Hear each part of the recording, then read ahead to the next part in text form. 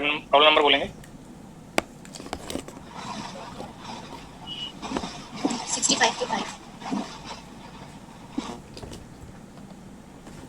64 पे 3 64 पे 3 5 पे 5 5 पे 5 4 पे 3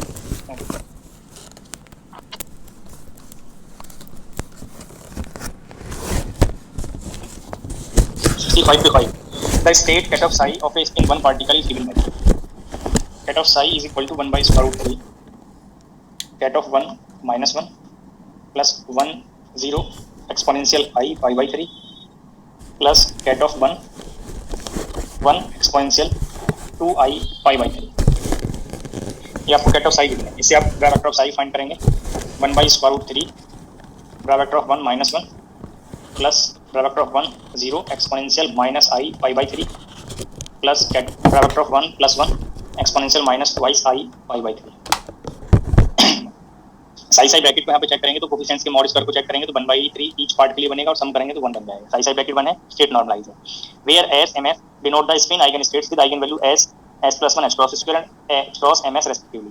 find S X expectation value of x component of spin.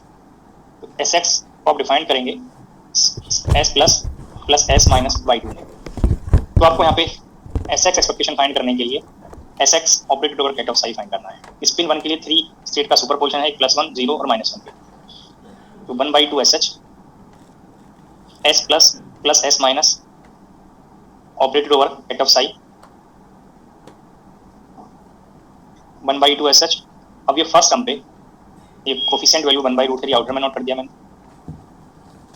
S plus जब इस स्टेट पे ऑपरेट करेंगे तो लाइक एल प्लस और एल माइनस एक्सन आप यहाँ पे इंक्लूड करेंगे इन टर्म्स ऑफ क्वांटिटी। तो S minus M S square root में ये आप एक्शन एस प्लस के यूज करते हैं, S minus M S plus M S plus 1 in H. S value 1 है यहाँ पे, एम एस वैल्यू -1 है। जो ये फैक्टर में आप प्लेस करेंगे तो ये कंडीशन √2 एच क्रॉस बनेगा और स्टेट चेंज टू 1 0। इसमें स्टेट यूनिटी से रेज हो जाएगा तो ये 0 बन जाएगा। ये स्टेप सभी को क्लियर हो गया होगा।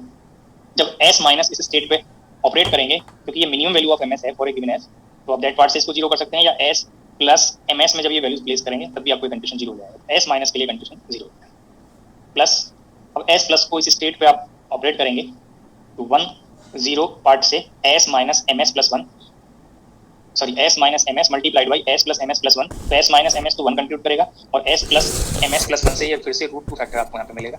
और जब इस स्टेट में यूनिटी ऐड करेंगे तो ये 1 + 1 में कन्वर्ट हो गया। एक्सपोनेंशियल फैक्टर ऐसा है। जब आप s माइनस को ऑपरेट करेंगे तो फिर से ये √2 फैक्टर कंप्यूट करेगा, बट स्टेट अब की बार यहाँ पे 1 - 1 में कन्वर्ट हो जाएगा। जब इस स्टेट पर आप s प्लस ऑपरेट करेंगे तो मैक्सिमम वैल्यू ऑफ ms है यहाँ पे, ये टर्म 0 हो जाएगा और s माइनस के लिए condition √2 h cross state change to 1 0 exponential 2i pi by 3। ये sx का एक्शन इस स्टेट पे सभी को कंफर्म हो गया। अब expectation value of sx find करने के लिए आपको ब्रैकेट फाइंड करना था, vector of Sai sx Sai divided by Sai Sai bracket, और साई साई ब्रैकेट की वैल्यू 1 है तो ओनली आपको ये वेक्टर पार्ट दैट इज 1/√3 और इस 1/√3 में मल्टीप्लाई किया तो 1/3 और ये 1/2 मल्टीप्लाई किया तो 1/6। 1 + 1 sorry 1 - 1 plus 1 0 exponential minus i pi by 3 plus 1 + 1 exponential minus 2i pi by 3 और इस sx साई का एक्शन यहाँ पे इंक्लूड किया, √2 h क्रॉस कॉमन ले लिया 1 0 plus 1 + 1 exponential i pi by 3 इसी ब्रैकेट में नोट कर रहे हैं टर्म को 1 - 1 exponential i pi by 3 plus 1 0 exponential 2i pi by 3। अब यहाँ पे ब्रा वेक्टर और कैट वेक्टर के सेम स्टेट वाले टर्म्स को यूज करेंगे तो 1 - 1 यहाँ पे है और 1 - 1 टर्म ये bracket value exponential i pi by 3 multiply किया और ब्रैकेट वैल्यू 1। अब 1 0 exponential minus i pi by 3 इस 1 0 के साथ एडजस्ट होकर 1 होगा और एक्सपोनेंशियल 2i pi by 3 से exponent power i pi by 3। अब 1 + 1 और एक factor 1 0 part exponential minus i pi by 3 1 0 part यहाँ पे है तो ये term exponential minus i pi by 3 plus 1 1 का एक ही स्टेट है तो ये 1 1 exponential minus i pi by 3 1/6 s h और √2 by H cross vector outer में मैंने नोट। अब यहाँ से root two h cross s h, ये टर्म भी कॉस आई पाई बाई 3 में नोट कर सकते हैं और ये term cos i pi by 3 में नोट कर सकते हैं, twice of cos i by 3 में। तो ये फैक्टर बन जाएगा 4 कॉस पाई बाई 3। तो ये root two h cross by 6, 4 cos pi by 3 is 1/2। तो आप ये रिजल्ट को कंपेयर कर सकते हैं, root two h cross by 3। सभी को कंफर्म हो गया? Next problem, page number 64, problem number 3। A rigid rotator has the wave function. कोई स्टूडेंट मैसेज कर रहे हैं 64 पे 3 कंप्लीट हो गया था, बाकी रिप्लाई करेंगे? नो सर, हम लोग ने नहीं। उन्होंने इंडिविजुअली कर लिया होगा। Capital N 2i y 10 function of theta phi plus 2 plus i y 21 minus 1 function of theta phi plus 3i y 1 plus 1 function of theta phi, where y, l and theta phi are spherical harmonics and n is normalization constant. If L is the orbital angular momentum operator and L plus minus is defined as Lx plus minus ILy, the expectation value of L plus L minus, L plus L minus expectation, और ये L plus L minus in terms of L square, LZ square आप note कर सकते हैं। ये definition सभी को recall हो गया होगा L plus L minus के लिए। तो L square expectation, LZ square expectation और LZ, these three individual expectations आप सेपरेटली फाइंड कर लें और यहाँ पे प्लेस कर दें तो रिजल्ट आप फाइंड कर सकते हैं। L स्क्वायर एक्सपेक्टेशन फाइंड करेंगे। अब यहाँ पे इंडिविजुअल स्टेट्स की प्रोबेबिलिटी या ये नॉर्मलाइजेशन फैक्टर या जो यहाँ इसको ब्रैकेट में साई ब्रैकेट नोट कर लेते तो वैल्यू फाइंड कर सकते हैं। बाकी प्रोबेबिलिटी अगर आपको फाइंड करना है तो प्रोबेबिलिटी में ये sum over all states coefficients mod square अगर आप फाइंड करें तो फर्स्ट सम यहाँ पे n मॉड स्क्वायर बनेगा 4i प्लस 5 प्लस 9, ये 4i आई नहीं होगा, 4 प्लस 5 प्लस 9, ये सभी को कंफर्म हो रहा होगा। ये 18n मॉड स्क्वायर बन जाएगा, कोफिशिएंट्स के मॉड स्क्वायर का। तो फर्स्ट स्टेट की प्रोबेबिलिटी जब आप फाइंड करेंगे तो ये n mod square numerator part में होगा, डिनोमिनेटर से एडजस्ट हो गया, और 2i का mod square that is 4/18 l into l plus 1 से ये 2i h cross square, 2 plus i mod square that is 5/18 और l इंटू l प्लस 1 से 6 h cross square, 9/18 twice h cross square, 56/18 h cross square.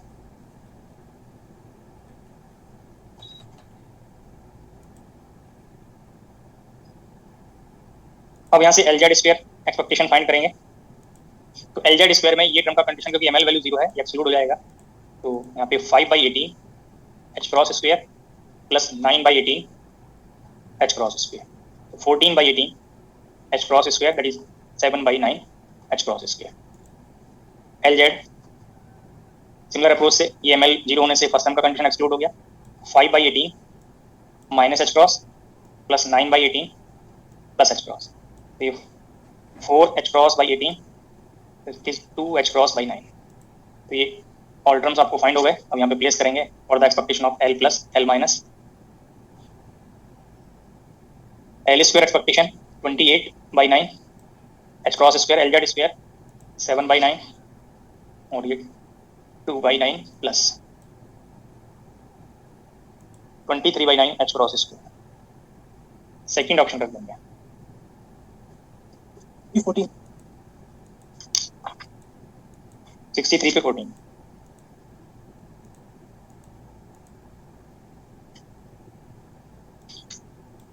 If rho is equal to capital I plus 1 by square root 3 sigma x plus sigma y plus sigma z by 2।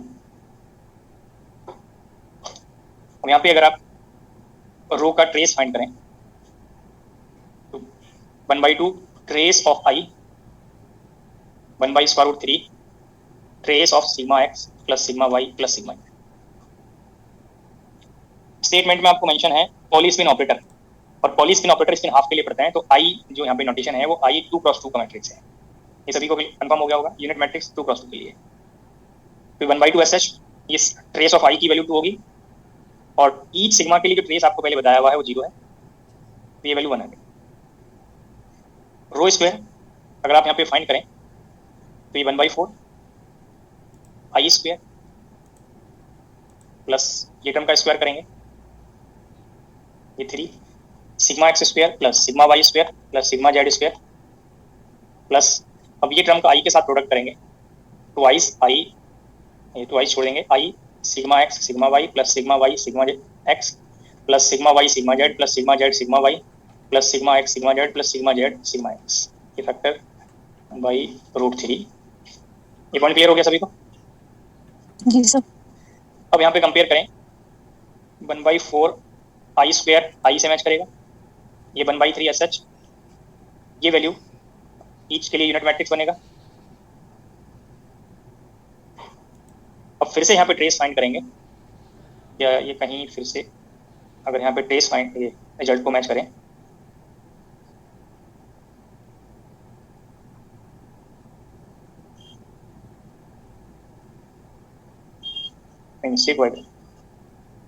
Square, ये 3 terms मिलेंगे हमें, और ये 3 cancel out हुआ, तो ये 2i से match करेगा, 2i/4 दैट इज i/2। फिर से इसका ट्रेस फाइंड करेंगे, ट्रेस ऑफ रो स्क्वायर, ये यूनिटी आएगा। क्लियर हो गया? ये 2 पॉइंट्स क्लियर है सभी को? जी सर। अब यहाँ पे आपको रो पावर 2017 दिया है, इसको हम नोट कर सकते हैं, rho power 2016 into rho, trace of rho power 2017 is equal to trace of rho power 2016 into rho, और इसको हम trace of A B is equal to trace of B A note कर सकते हैं।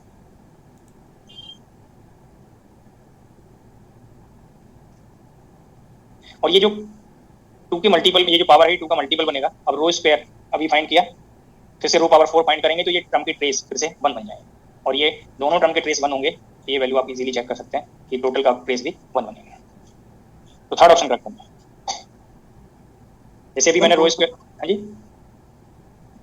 विदाउट तो नहीं किसी को इस स्टेप पे, जैसे अभी रो स्क्वायर मैंने बताया यहाँ पे, ऐसे ही आप रो 3 रो पावर 4 को चेक कर लें, तो ये जो इवन पावर है, ये इसका ट्रेस भी 1 बनेगा, और के लिए भी 1 और इवन के लिए भी 1। नेक्स्ट प्रॉब्लम बोल रहे थे आप? 61 पे 4। आपको एंगुलर मोमेंटम के लिए वैल्यूज आपको नोट कराई हुई हैं। सर बैक Gx, हाँ जी, कुछ बोल रहे थे? बैक स्लाइड शो कर दीजिए सर।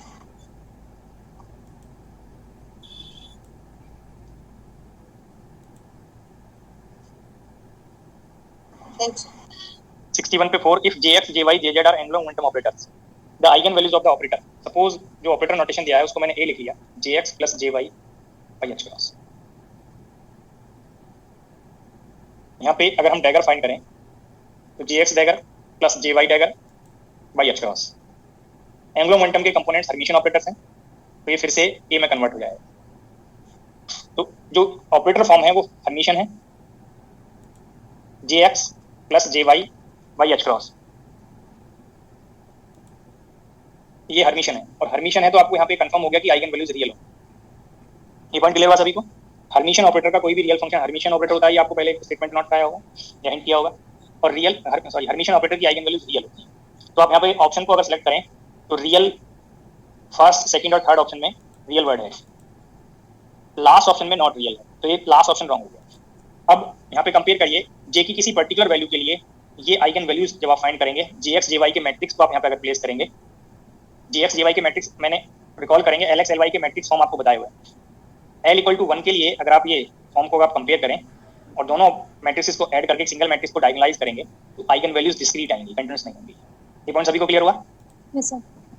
L = 1 के लिए Jx Lx से मैच करेगा, ये 3x3 का मैट्रिक्स, Jy Ly से मैच करेगा, ये 3x3 के मैट्रिक्स बताए हुए हैं, दोनों को ऐड करके एक सिंगल मैट्रिक्स को डायगोनलाइज करके चेक करेंगे, क्योंकि Jx Jy की आइगन वैल्यूज डिस्क्रीट आएंगी, इंडिविजुअल की आइगन वैल्यूज आपको बताएंगे, इसके लिए भी 1 और इस पार्ट के लिए 1 0 -1। L = 1 के लिए यहाँ पे रेफरेंस नहीं दिया, एग्जांपल वाइज मैं आपको डिस्कस कर रहा हूँ।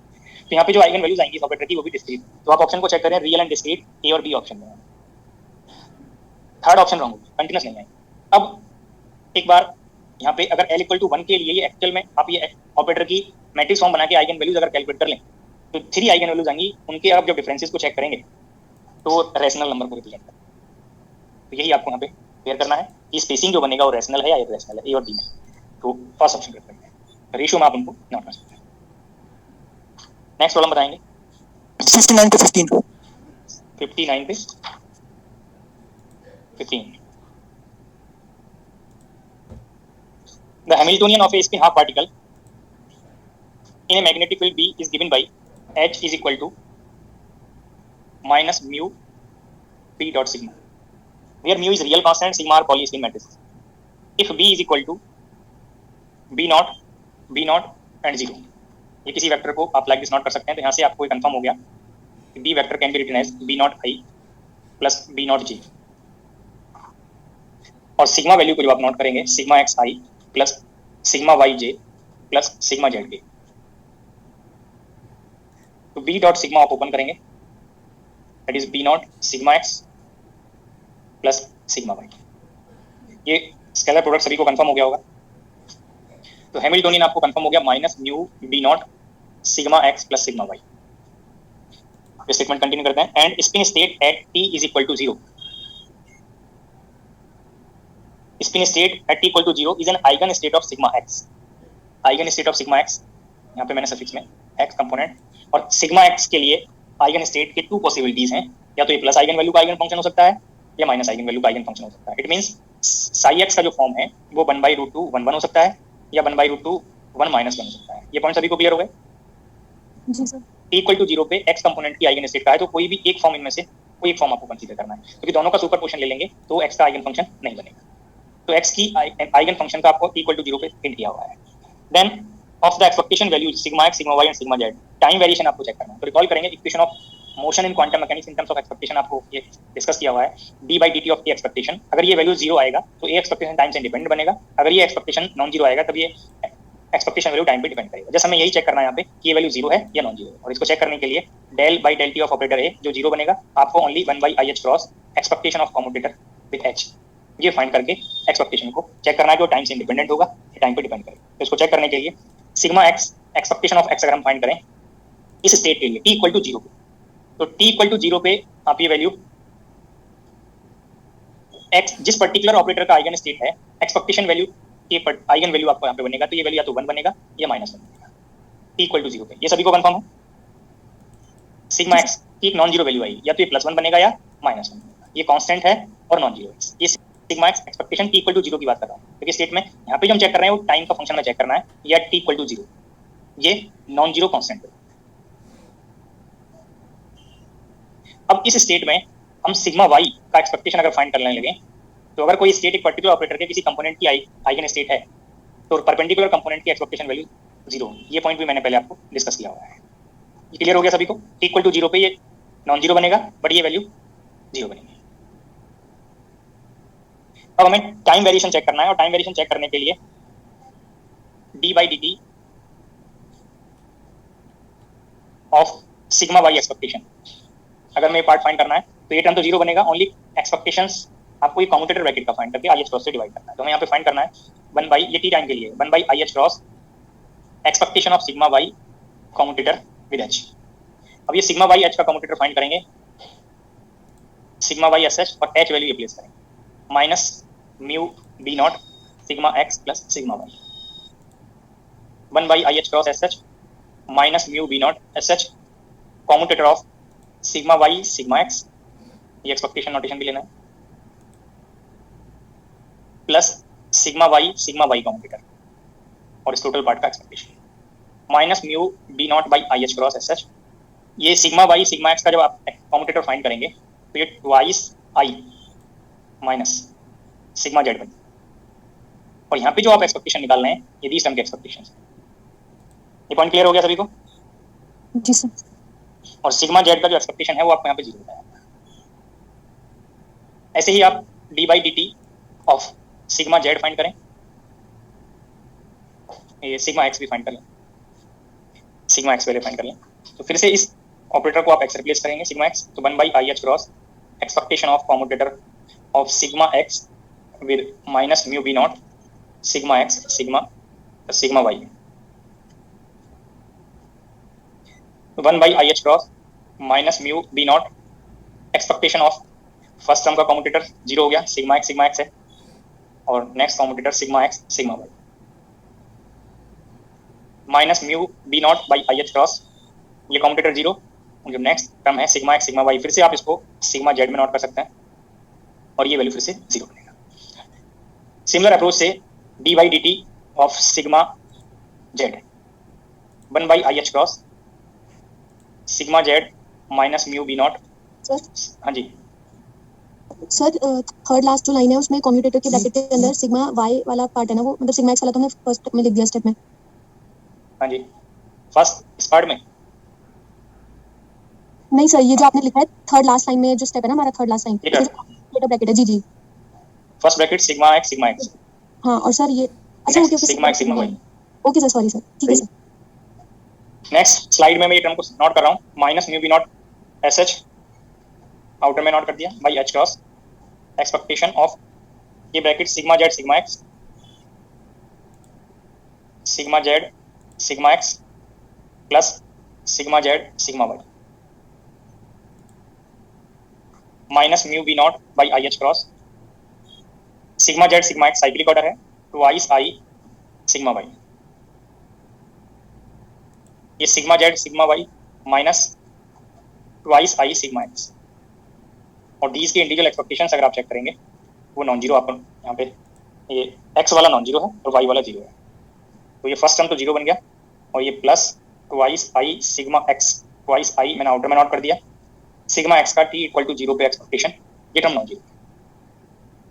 क्लियर हो गया सभी को? तो यहाँ से 3 ऑपरेटर्स के टाइम एक्सपेक्टेशन के टाइम वेरिएशन सिग्मा वाई के लिए 0 है, सिग्मा एक्स के लिए 0 है, सिग्मा जेड के लिए नॉन जीरो है।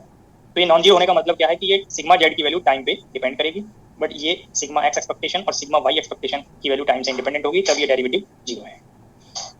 तो आप ऑप्शन सेलेक्ट कर सकते हैं, only sigma x change with time, only sigma y changes with time, only sigma z changes with time, all 3 changes with time. तो थर्ड ऑप्शन करेक्ट बन गया, only sigma z changes with time, क्योंकि इसका time derivative non zero. सभी को clear हो गया point? जी sir.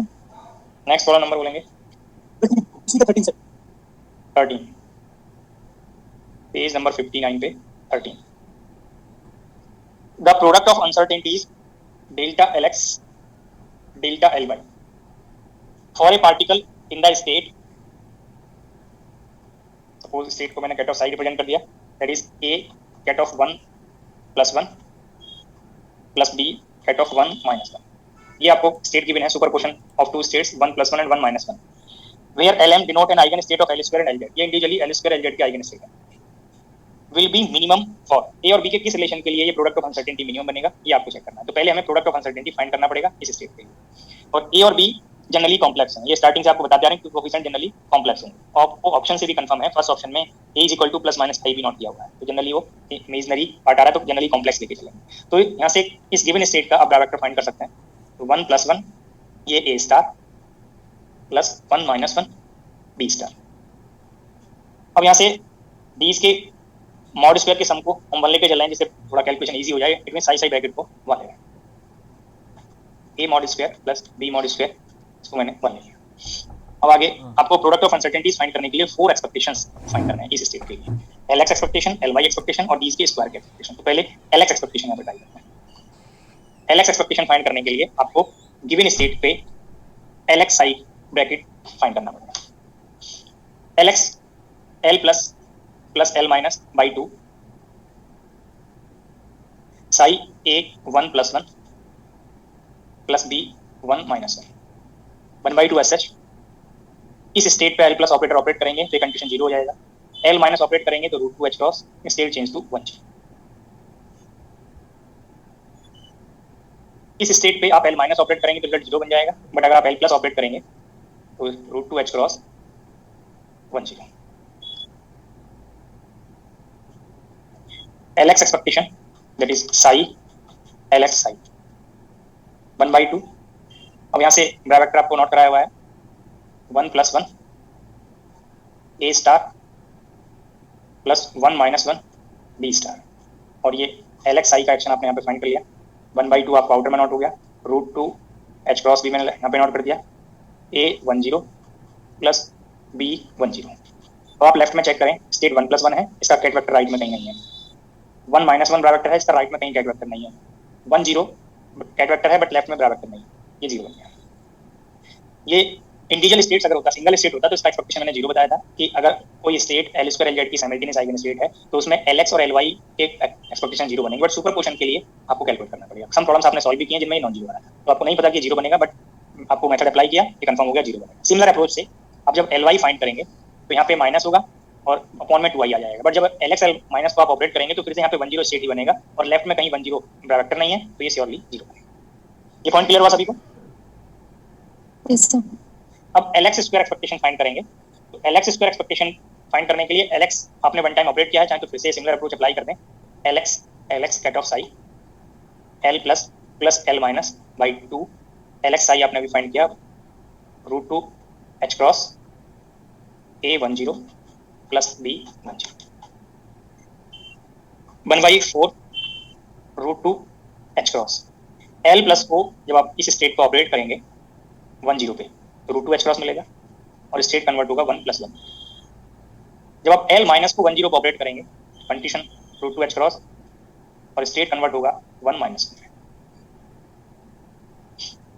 अब यहाँ से ये root two h cross outer में नोट करेंगे तो ये रूट टू में कन्वर्ट हो गया, एच क्रॉस स्क्वायर हो गया और डिनोमिनेटर वाले 4 को एडजस्ट करेंगे तो LX² एक्सपेक्टेशन आपको कंफर्म हो गया, H cross square by 2 A plus B। ये अभी मैंने ये अभी मिस्टेक हुआ है नोटेशन का, ये अभी आपको मैंने सिंप्लीफाई किया है। तो LX² एक्सपेक्टेशन फाइंड करने के लिए निकम A प्लस B 1+1 और A प्लस B 1-1।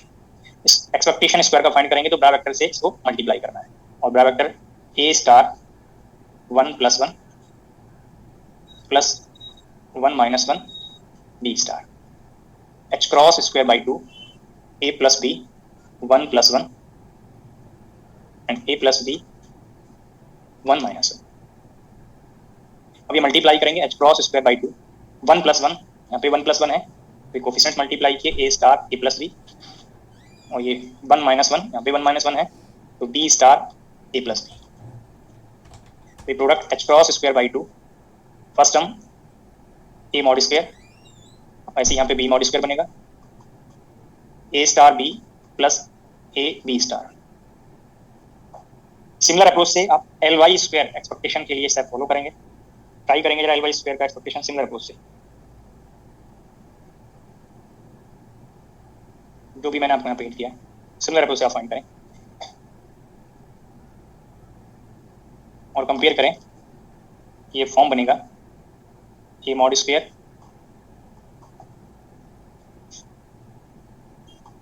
एक बार चेक कर लीजिएगा सर, वहाँ भी B मॉड स्क्वायर आएगा। जी, ये छूट गया है बेटा।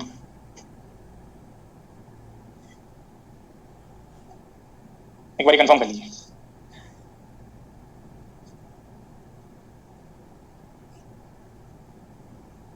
ये मॉड स्क्वायर के लिए आप लोग स्टेप फॉलो करते हैं कॉम्प्लेक्स कंजुगेट से multiplication.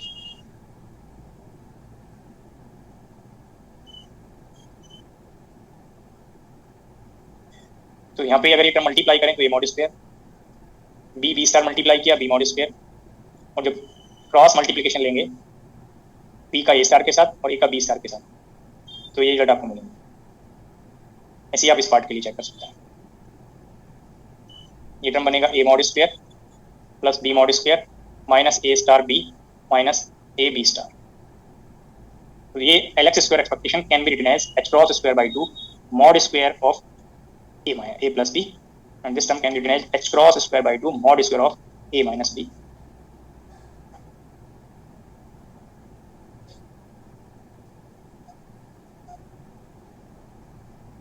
Delta LX square expectation minus LX expectation square root, LX expectation 0 है, ये टर्म का स्क्वायर रूट लेंगे h cross by 2 root 2 A plus B mod delta LY square root of LY square expectation minus LY expectation square, ये term का square root लेंगे h cross by 2 mod of A minus B। Term का product करेंगे delta LX delta LY तो h cross square by 2 a square minus b square mod value. अब इसमें minimum value के लिए आपको कंडीशन चेक करना है। अब यहाँ पे कंपेयर कर सकते हैं, ये मिनिमम वैल्यू इस पार्ट से कंफर्म हो रहा है कि ये टर्म को अगर हम जीरो कर दें और मिनिमम, या आप अभी जो यहाँ पे रिलेशन बताया था ए और बी का, उससे सिंप्लीफाई करके किसी एक वेरिएबल में इसको कन्वर्ट कर लें और डिफरेंशियल करके मैक्सिमम मिनिमा का कंडीशन अप्लाई करते हैं। फॉर मिनिमम ये वैल्यू जीरो हो सकती है। जैसे ही आप जीरो करेंगे तो इस टर्म के जीरो होने से आपको रिजल्ट मिलेगा A square minus B square is equal to zero and B is plus minus. ये last option.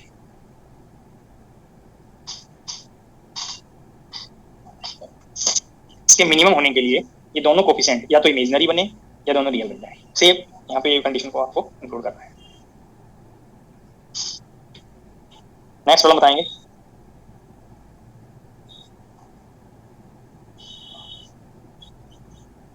Next problem number तो पेज 58 पे 6, 8 एंड 6 तो हो 11। चुका है।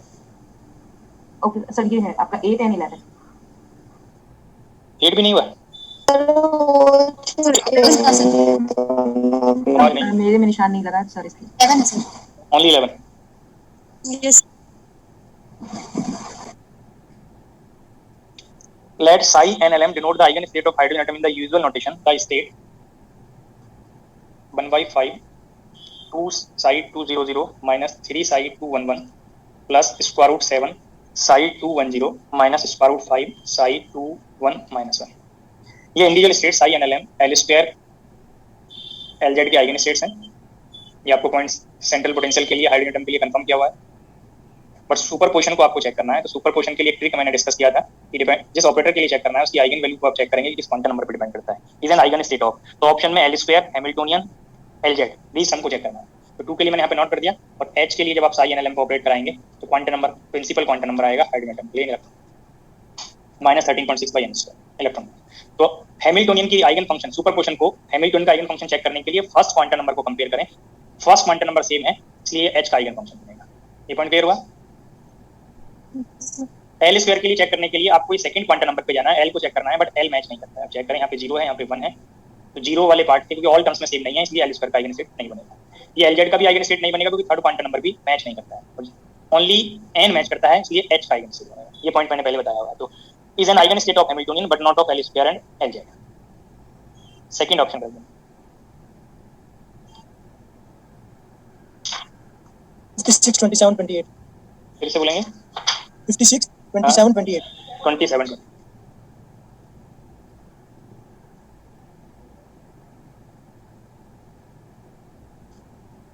Page number 56, problem number 27। The wave function of which orbital is spherically symmetric.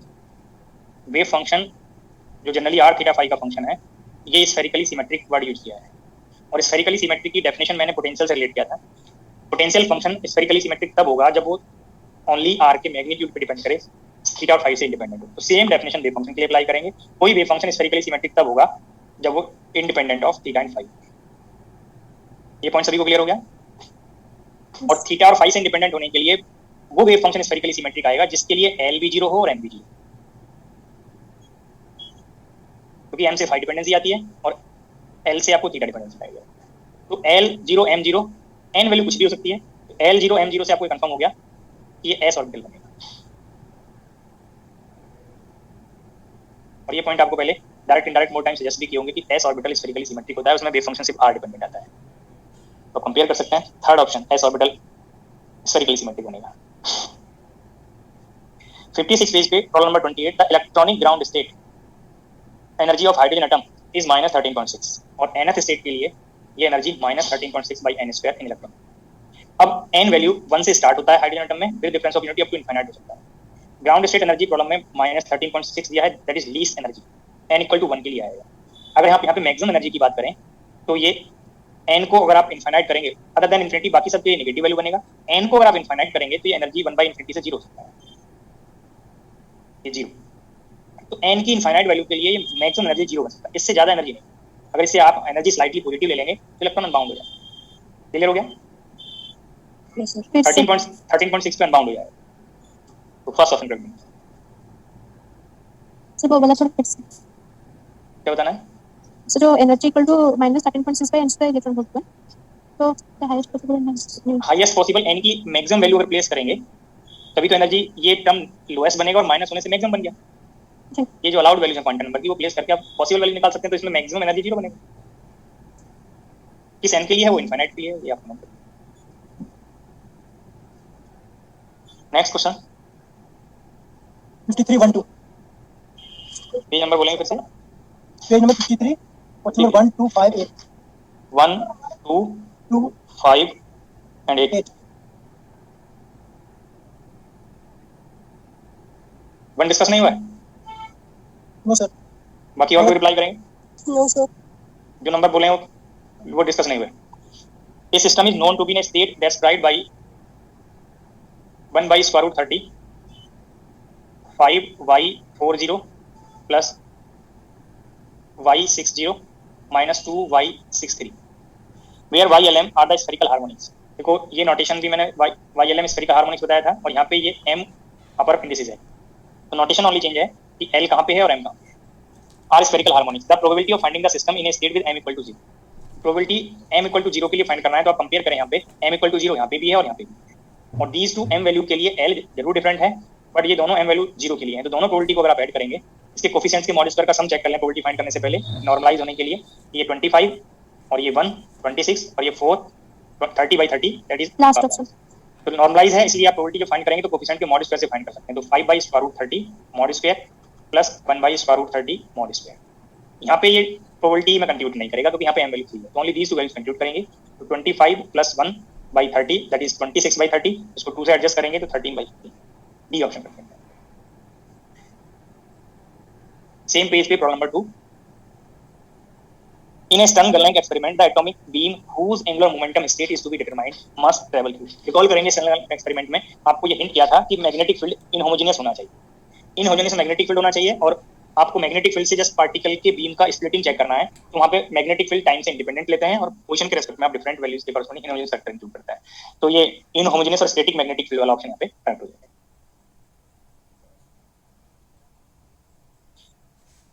Next page number 53 पे problem number 5।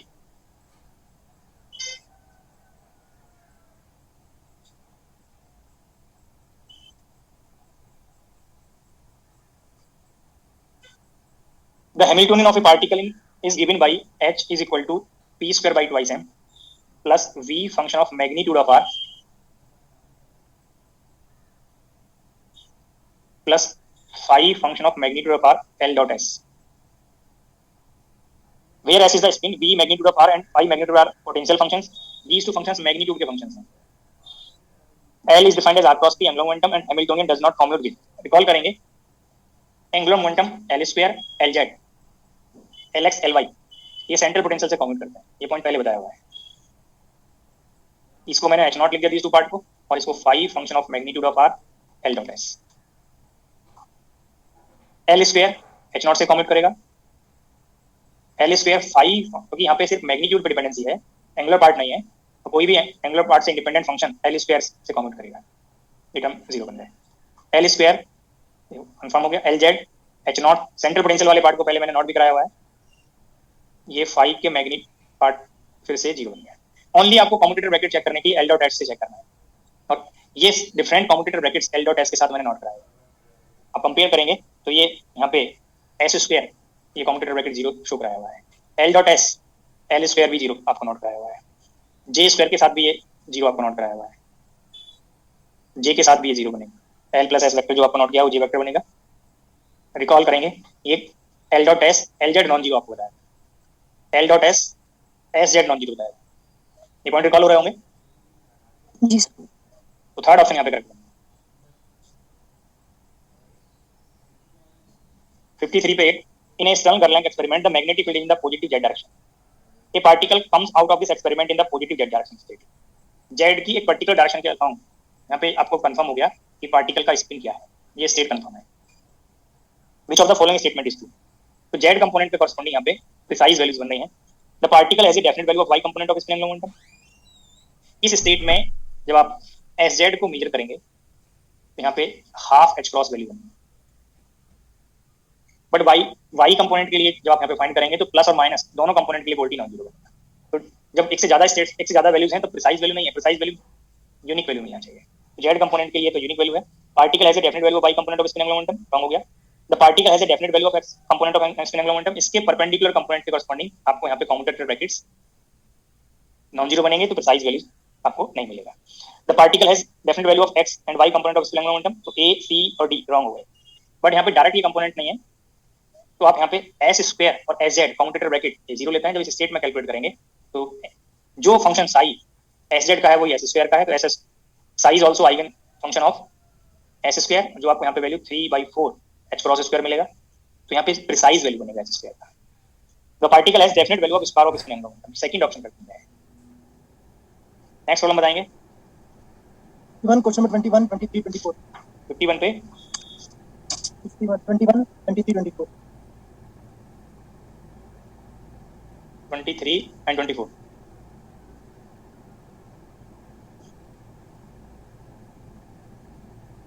An excited gas consists of spinless charged particles confined in an infinite square while potential of it A is found to radiate a spectrum whose alpha line largest wavelength has wavelength 816 nanometer. If the width A of the well is half to A/2, the wavelength of the delta 9 fourth largest wavelength will be। ये similar problem आप लोग spectroscopy में भी करते हैं। यहाँ पे particle box की वजह से क्वांटम मैकेनिक्स में इंक्लूड किया है। इसमें आप ये अल्फा लाइन जो मुझे रिकॉल हो रहा है, आप लाइमन बामर पार्सन सभी में अल्फा लाइन पढ़ते हैं, थोड़ा रिकॉल रिप्लाई करेंगे। यस के अलावा भी कोई पार्ट पढ़ते हैं अल्फा लाइन के लिए? बोलिए जरा।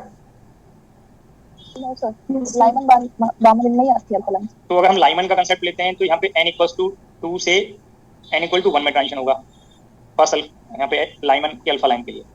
बामर के लिए ये 3 से 2 में जाएगा। क्लियर है? यस तो ये अल्फा लाइन में जो लिखा है, अगर लार्जेस्ट वेवलेंथ का कंसेप्ट लें, अगर हम यहाँ पे इंक्लूड कर लें ये बात, लार्जेस्ट इसी में बनेगा अगर हम रेफरेंस लें लाइमन। तो एक डाउट और है यहाँ पे कि तो ये ट्रांजिशन किस लाइन की बात कर रहा है वो कंफर्म नहीं है। और दूसरा कंफ्यूजन है यहाँ पे कि ये 1 डायमेंशन लें या 3 डायमेंशन लें। तो मैंने इस क्वेश्चन को सॉल्व तो करके देखा पर मेरा आंसर मैच नहीं। बाकी फाइंड करने के लिए अगर हम यहाँ पे कंसेप्ट लें कि फर्स्ट लैम्डा 1 ले रहे हैं तो इसमें HC वाइड एनर्जी डिफरेंस, और नेक्स्ट आप फोर्थ लार्जेस्ट को लैम्डा 4 ले रहे हैं, अगर तो नेक्स्ट टाइम वेट्स को भी हाफ कर रहे हैं, तो ये पार्ट बनेगा 1 3 से 1 4 से 1 5 से 1 में। ये आप रेशियो कर लेंगे। अब मैं मेथड सजेस्ट कर दे रहा हूँ, बाकी आप ट्राई कर लेंगे। तो लैम्डा 4 E2 - E1 बाई, इससे आंसर मैच करना चाहिए, बट मैंने ट्राई किया तो मैच नहीं किया। बाकी आप जो कंसेप्ट पढ़ते हैं स्पेक्ट्रोस्कोपी में अच्छे से पढ़ते हैं, आप लोग रिसेंटली पढ़ें तो आप लोगों को ज़्यादा अच्छे से रिकॉल होंगे कि ये ट्रांजिशन लाइंस के ट्रांजिशन से मैंने शो किए हैं, वो कहीं मिस्टेक तो मुझसे नहीं हुआ है। बाकी आप लोग ट्राई कर लेंगे, बाकी मैं डिस्कस कर रहा हूँ बाकी क्वेश्चंस को। 51 पे 23। In a one-dimensional system, the boundary conditions that the derivative of the wave function psi x should be continuous at every point is applicable whenever। ये रिकॉल करेंगे, मैंने आपको एक जब एक्सेप्टेबल वेव फंक्शन की कंडीशंस नॉट कराई थी तो 2 कंडीशन में मॉडिफिकेशन बताया था। एक तो लोकलाइज नॉन लोकलाइज वाले पार्ट से फाइनाइट वाली कंडीशन में इनफाइनाइट पे टेंड्स टू 0 जाएगा एक पार्ट, और एक फाइनाइट और नॉन जीरो जाएगा। साथ में एक डेरिवेटिव वाली कंडीशन को भी सजेस्ट किया था कि first order derivatives del psi by del x, del psi by del y, del psi by del z must be continuous if potential is finite। एक पॉइंट रिकॉल हो रहा होगा, अगर पोटेंशियल इनफाइनाइट है किसी पॉइंट पे तो उस पॉइंट पे डेरिवेटिव डिस्कंटिन्यूअस होगा। ये डिफरेंस मैंने आपको 2 पार्ट में नोट कराया इस कंडीशन के लिए। ये पॉइंट अगर रिकॉल हुआ तो आप ऑप्शन को सेलेक्ट कर सकते हैं। The wave function psi x is itself continuous everywhere। There is a bound state and potential is piecewise continuous। There are bound or scattering state with definite momentum। There is a bound state and the potential has no singularity in it। अगर potential finite होगा तो derivative continuous होना चाहिए, तो D option रखते हैं। All point पे value finite होगा, जिस पॉइंट पे इनफाइनाइट होता है आप कॉम्प्लेक्स फंक्शंस पढ़े होंगे वहाँ सिंगुलरिटी का कंसेप्ट आता है। तो जब सिंगुलर नहीं होगा किसी पॉइंट पे तो फाइनाइट बनेगा ऑल स्पेस में, और ऑल स्पेस में ये डेरिवेटिव वैल्यू कंटीन्यूअस होना चाहिए। एक्सप्लेनेशन क्लियर हुआ सभी को? Yes sir. Next problem page number 51 पे 24। At time t is equal to 0, the wave function of a particle in a harmonic oscillator potential of natural frequency omega is given by 1/5 350 minus 2 root 2 phi 1 plus 2 root 2 phi 2, where phi and x denote the eigen function belonging to the nth eigenvalue of energy at time t equal to tau. The wave function is found to be psi function of tau is equal to minus I by 5 350 plus 2 root 2 phi 1 plus 2 root 2 phi 2. ये t equal to 0 पे set दिया है और किसी particular time पे set दिया है. The minimum value of tau.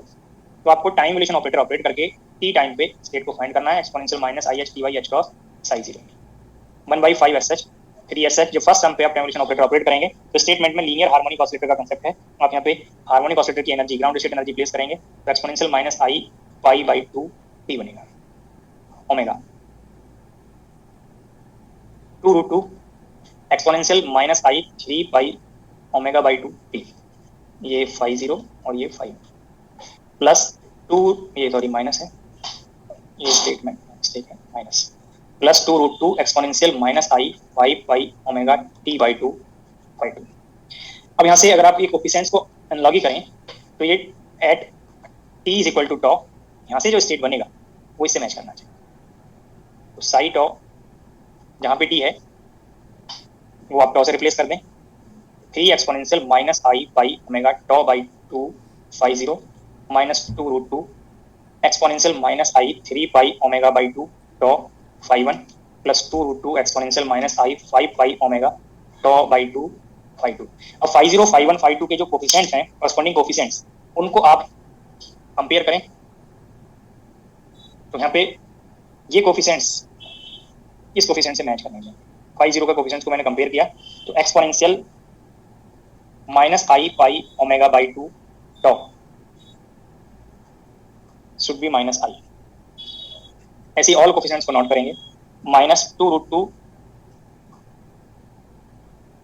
2 by 5 exponential minus i 3 pi omega tau by 2 should be 2 root 2 by 5. तो ये वैल्यू भी आप कंपेयर, ये i पार्ट यहाँ पे माइनस है, माइनस,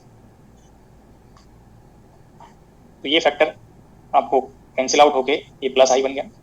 ऐसे ही आप नेक्स्ट को कंपेयर करेंगे. Exponential minus 5 pi omega by 2 तो शुड बी, ये पार्ट कंपेयर करें, ये कोफिशिएंट यहाँ से कंपेयर किया तो माइनस i. अब किसी भी पार्ट से आप कंपेयर कर लीजिए, ओमेगा वैल्यू ऑफ सेम बनेगा. ये value exponential minus i pi by 2 से मैच करना चाहिए. तो omega tau is equal to 1 and tau should sorry नहीं पाई, ये मुझसे मिस्टेक हुआ है, पाई नहीं आएगा है ना, ये पार्ट रॉन्ग हुआ है. जब एनर्जी की वैल्यू प्लेस करेंगे तो पाई नहीं है एनर्जी है ना, ये एंगल ओमेगा के टर्म्स में है. राइट में ओमेगा पाई के मल्टीपल में आप रिजल्ट को नोट करेंगे. अब रखते हैं तो ओमेगा टॉ यहाँ पे पाई से मैच करेगा. टॉ वैल्यू पाई बाई ओमेगा बनेगा. यहाँ पे भी आप कंपेयर कर सकते हैं. ये वैल्यू 3 पाई बाई 2 के कॉरस्पॉन्डिंग या माइनस 3 पाई बाई 2 के कॉरस्पॉन्डिंग बनेंगे. ऐसे यहाँ से आप कंपेयर करेंगे तो ये रिजल्ट सभी से मैच कर जाएंगे. तो मिनिमम वैल्यू को आपको यहाँ पे फाइंड करना है और वो आपको फाइंड हो गया. सभी से रिजल्ट मैच करेंगे तो ये थर्ड ऑप्शन शायद मैच करेगा. इसके अलावा प्रॉब्लम नंबर बोलेंगे. Page number 50 question number 17. Page number 50 problem number 17. A particle is confined inside a one-dimensional box of length L and left undisturbed for a long time. In the box, general case, its wave function must be. A particle is confined in a one-dimensional box of length L and left undisturbed for a long time. In more general case. देखो statement में आपको ये कहीं hint नहीं दिया कि particle किस state में. जब आपको नहीं कंफर्म तो जो जनरल सॉल्यूशन आप नोट करेंगे वो summation over n phi cn, ये जनरल सॉल्यूशन आपको नोट कराया था, phi nx exponential minus i n t by h cross. ये रिलेशन t इक्वल टू 0 पे भी वैलिड है और किसी पर्टिकुलर टाइम पे भी वैलिड है. तो यहाँ से superposition of large number of state बनेगा. A linear superposition of energy 5 eigen functions third option का बनेगा. नेक्स्ट बताएंगे 47 page number 47. Page number question number 47 पे 7 8 9. 47 पे 7 शायद हो गया. बाकी और कोई रिप्लाई करेंगे? नहीं हुआ सर. नहीं हुआ सर. पक्का? Yes sir. मैं डिस्कस करता हूँ. इसके अलावा प्रॉब्लम नंबर क्या बोला था 47 पे 8 एंड 9.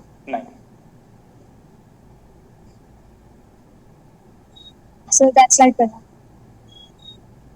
बैक स्लाइड तो खाली है.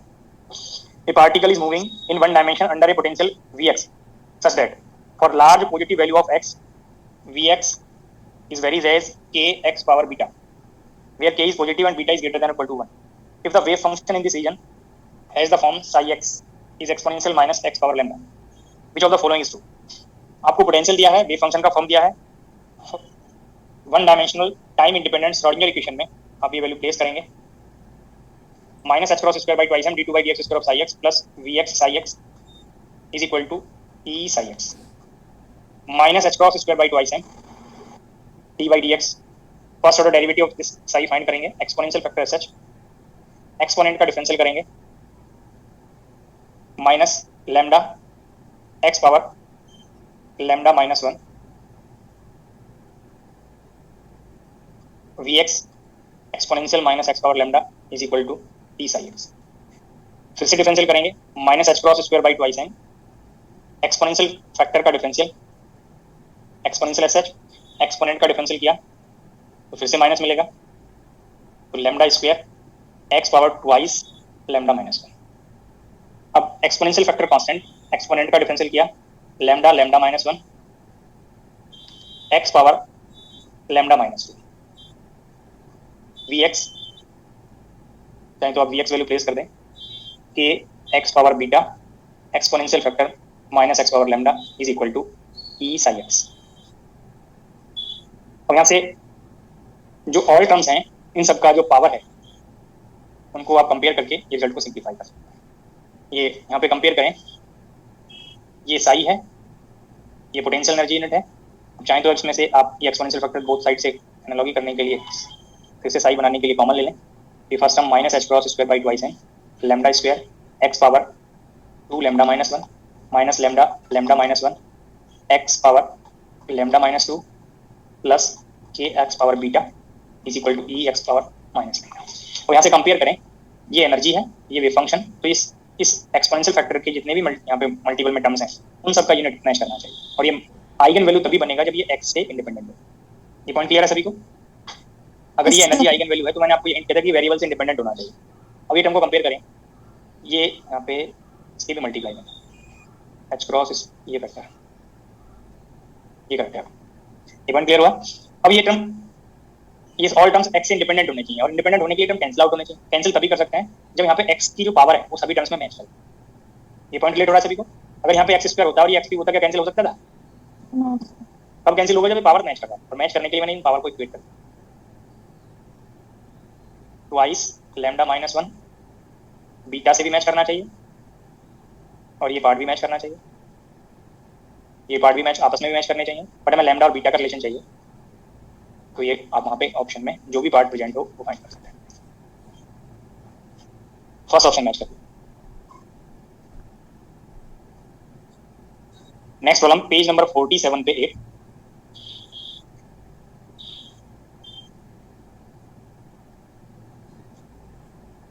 A one-dimensional box contains a particle whose ground state energy is epsilon. The ground state energy है।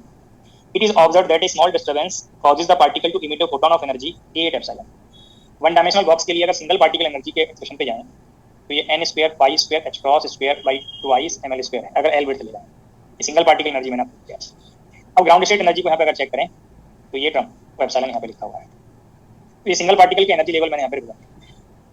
ये एप्सिलॉन नेक्स्ट बोलेगा 4 एप्सिलॉन फिर 9 एप्सिलॉन, ऐसे आप हायर स्टेट्स रिप्रेजेंट कर सकते हैं। It is observed that a small disturbance causes the particle to emit a photon of energy 8 epsilon, after which it is stable. Just before emission, a possible state of the particle in terms of energy eigen state psi 1 psi 2 psi 3. इसके लिए वे function psi 1 है, इसके लिए psi 2, इसके लिए psi 3, ऐसे ही हमारे states के लिए आता है। तो आप यहाँ पे कंपेयर करें, ये फोटोन 8 एप्सिलॉन का कब इमिट हो सकता है? जब पार्टिकल के before emission energy, ground state में पार्टिकल आ रहा है, तो बिफोर इमिशन जो एनर्जी है इसको मैंने इनिशियल स्टेट नोट कर दिया, और ये फाइनल स्टेट है, ये फोटोन की एनर्जी के डिफरेंस के इक्विवेलेंट है। तो यहाँ पे ये प्रॉब्लम में मेंशन किया हुआ है 8 एप्सिलॉन, ये फाइनल स्टेट। आफ्टर इमिशन ये ग्राउंड स्टेट में आ रहा है, तो बिफोर इमिशन जो पार्टिकल की एनर्जी है आपको ये कंफर्म है अब 9 एप्सिलॉन। ये पॉइंट सभी को क्लियर हुआ? Yes sir. अब बिफोर इमिशन अगर एक से ज्यादा स्टेट है, अगर सिंगल स्टेट होता तो आपको ये कंफर्म हो गया कि पार्टिकल psi 3 में होना चाहिए, इसी में तो एनर्जी है। अब ये energy 9 epsilon before emission particle की एनर्जी है। अब अगर एक से ज्यादा स्टेट है तो उन स्टेट के कॉरस्पॉन्डिंग एनर्जी का जो एवरेज है वो 9 एप्सिलॉन से मैच करना चाहिए बिफोर इमिशन एनर्जी फाइंड करने के लिए, बिफोर इमिशन स्टेट फाइंड करने के लिए। वो पॉसिबल स्टेट्स अलाउड होंगी जिनमें एक अगर इंडिविजुअल स्टेट है तो सिस्टम की एनर्जी 9 एप्सिलॉन बने, या अगर इससे ज्यादा स्टेट का सुपरपोजिशन है तो प्रोबेबिलिटी इनटू आइगन वैल्यू सम ओवर ऑल स्टेट्स, ये एनर्जी 9 एप्सिलॉन, ये बिफोर इमिशन एनर्जी की वैल्यू बनी। ये पॉइंट क्लियर हुआ सभी को? जी सर। बट प्रॉब्लम में सर और बता दीजिए सर, थोड़ा कंफ्यूजन हो रहा है। क्या कंफ्यूजन बताइए, तो मैं उसी तरह से एक्सप्लेन करूँ। सर मतलब सर ये जो आई है सर, ये इनिशियल स्टेट होगी ना हमारी सर? ये आई आप ये इनिशियल स्टेट है, बिफोर इमिशन वाली स्टेट है ना ये। सर मतलब पहले फोटोन फोटॉन का भी मिट होगा, फोटॉन का भी मिट होगा जब पार्टिकल पहले हायर एनर्जी स्टेट्स में हो ना, ये सर। अब थोड़ी देर के लिए इनको भूल जाइए। जी सर। ये मैंने फोटॉन का ट्रांजिशन कर दिया। अब मुझे नहीं पता कि यहाँ पे पार्टिकल यहाँ से किस में ट्रांजिशन कर रहा था, किस स्टेट से स्टार्ट कर रहा था ट्रांजिशन, बट हमें यहाँ पे पता है कि ये बिफोर इमिशन किस स्टेट में है, वो मैंने EI लिख दिया, और आफ्टर इमिशन ये ग्राउंड स्टेट में जा रहा है। तो आफ्टर इमिशन तो पता है ना कि हमें एप्सिलॉन में लाना है, यस सर। ये बिफोर इमिशन में नहीं पता, तो इसकी एनर्जी को मैंने EI लिख दिया। Okay sir. तो ये इन दोनों का जो एनर्जी डिफरेंस होगा वो फोटॉन की एनर्जी से मैच करेगा, जी सर। और ये एनर्जी 8 एप्सिलॉन दिया हुआ है। तो बिफोर इमिशन हमें एनर्जी पता चल गया ना कि 9 एप्सिलॉन है। Yes sir. अब ये 9 एप्सिलॉन सिंगल स्टेट में हमें मैच कर रहा है Sai 3, but emission state find करने के लिए अगर एक से ज्यादा स्टेट का सुपरपोजिशन है तो हम वो स्टेट चेक करेंगे जिसमें एवरेज एनर्जी सिस्टम का 9 एप्सिलॉन। ये पॉइंट जो मैंने सजेस्ट किया वो करेक्ट मेथड है, बट जिस एग्जामिनर ने ये प्रॉब्लम बनाया है, डेटा जो दिया है उसके अकॉर्डिंग कोई भी ऑप्शन 9 एप्सिलॉन से मैच नहीं करेगा। पूछा तो उसने state before emission, but result बना दिया इस फोटॉन की एनर्जी पे, जो रॉन्ग है। फोटॉन की स्टेट थोड़ी निकालना है हमें, प्रॉब्लम में तो पूछा है कि पार्टिकल बिफोर इमिशन किस स्टेट में है, तो उसके अकॉर्डिंग तो पार्टिकल की एनर्जी 9 एप्सिलॉन होनी चाहिए। तो करेक्ट वे में तो 9 एप्सिलॉन चेक करना था, जरूरी नहीं कि नेक्स्ट टाइम ये मिस्टेक रिपीट हो, बट एप्रोप्रिएट आंसर पे जाने के लिए आप यहाँ पे चेक कर सकते हैं कि जिसकी एनर्जी 8 एप्सिलॉन पे आ रही है, क्योंकि इसके नियरेस्ट में है वो। क्लियर है? ऑप्शन करेक्टली जो एग्जाम में आंसर की है उससे मैच कराने के लिए मैं सजेस्ट कर रहा हूँ, करेक्ट तो वो बनना चाहिए जो 9 एप्सिलॉन से रिलेट हो एनर्जी, बट वो ऑप्शन में जब आंसर की में आंसर दिया वो 8 एप्सिलॉन से दिया है, क्योंकि कोई ऑप्शन 9 एप्सिलॉन से मैच नहीं करता। 8 एप्सिलॉन करेक्ट नहीं है, बट वो इसके नियरेस्ट में है, तो अप्रोक्सीमेटली वो स्टेट मैच कर जाएगी। तो आप प्रॉब्लम में वही चेक करें करेक्ट ऑप्शन के लिए जिसमें एवरेज एनर्जी 8 एप्सिलॉन आ रहा हो। ठीक है, आना चाहिए था 9 एप्सिलॉन जो मैच नहीं करता, इसलिए 8 एप्सिलॉन के लिए जब सिलेक्ट करेंगे तब वो आंसर मैच कर जाएगा। तो किसी को डाउट हो तो मैं फिर से बता दे रहा हूँ, 8 एप्सिलॉन वाला आंसर आगे जब आप ये क्वेश्चन अगर रिपीट हो रहा हो तो जरूरी नहीं कि सेम ऑप्शन में जो मिस्टेक किया है वो फिर से मिस्टेक हो, तब आप चेक करेंगे पहले कि 9 एप्सिलॉन पे आंसर बजना चाहिए। ठीक, फिर उसके नियरेस्ट में आप ऑप्शन को सिलेक्ट कर सकते हैं। तो आप चेक करें 8 एप्सिलॉन के लिए इसमें ऑप्शन मैच करेगा, बी ऑप्शन मैच कर रहे हैं, बी ऑप्शन में मैच करना है।